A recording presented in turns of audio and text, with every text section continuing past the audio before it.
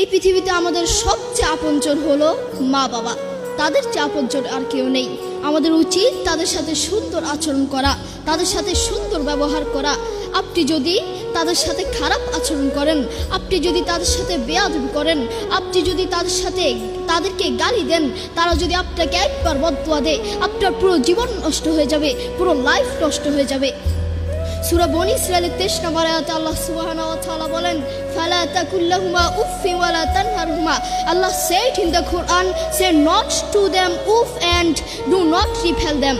তোমরা তোমাদের মা বাবার সাথে উফ কথাটিও বলো না এবং তাদের সাথে খারাপ আচরণ করো না।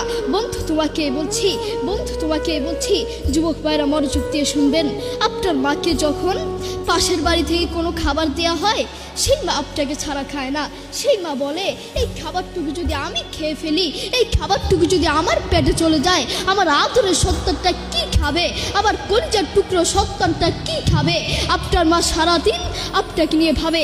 দুঃখের সাথে বলতে হয়, সেই মাকেই আপনি আপন মনে করেন না, সেই বাবাকেই আপনি আপন মনে করেন না।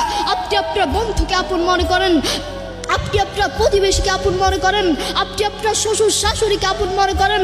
আপনার যদি একদিন ডায়রিয়া হয়, একদিন রোগ হয়, একদিন বড় কোনো ক্যান্সার হয়, ওই বন্ধু আপনার কাছে আসবে না, ওই প্রতিবেশী আপনার কাছে আসবে না, কিন্তু আপনার কাছে আপনার মা এবং বাবা আসবে। করোনা হওয়ার পরে প্রমাণ করে দিয়েছে কে আপন আর কে পর।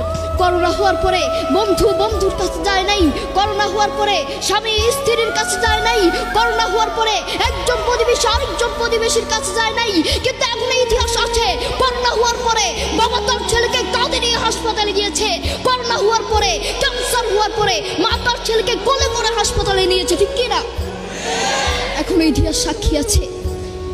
আপনার মা আপনার বড়